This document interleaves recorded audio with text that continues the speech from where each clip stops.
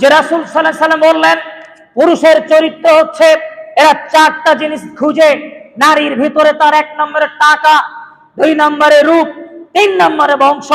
আল্লাহ নবী বলে আমি সব বাদ দিয়ে দিলাম, তোমরা টাকা দেখে বিবাহ করো না, পরিবার ঠিক হবে না, বংশ দেখে বিবাহ করো না, পরিবার আদর্শ হবে না, রূপ চেহারা দেখে বিবাহ করো না, পরিবার আদর্শ হবে না, দ্বীনদারী নারীকে বিবাহ করো। ঠিক একই কথাই আল্লাহ নারীদের ক্ষেত্রে বলছেন।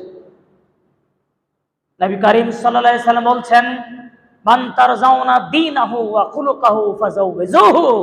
শোনো, এমন কোন পুরুষ যদি তোমাদের কোন মেয়ে বা বোনকে প্রস্তাব দেয় যেই ছেলেটার দ্বীনদারিতা আছে আর যার চরিত্র আছে, মান তারজাউনা দীনাহু ওয়া খুলুকাহু, যার দ্বীনদারিতাতেও তোমরা খুশি, যার চরিত্রতেও তোমরা খুশি, দুটো গুণ যার ভিতরে আছে। এই শুনেন, যারা মেয়ের বাপ আছে, ভাই আছে, শুনেন, যেই ছেলের ভিতরে দুটা গুণ আছে, 1 দ্বীনদার, 2 চরিত্রবান, এই রকম ছেলের সাথে তোমরা তোমাদের মেয়ের, তোমাদের বোনের বিবাহ দাও।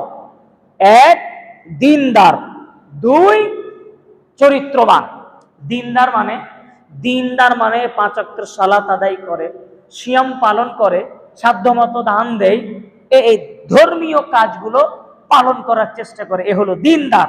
চরিত্রবান মানে নেশা পান করে না, সুদ ঘুষ খায় না, হারাম ভক্ষণ করে না, আর যেগুলো অশ্লীল কর্ম এগুলো করে না, তার মানে লোকটা চরিত্রবান।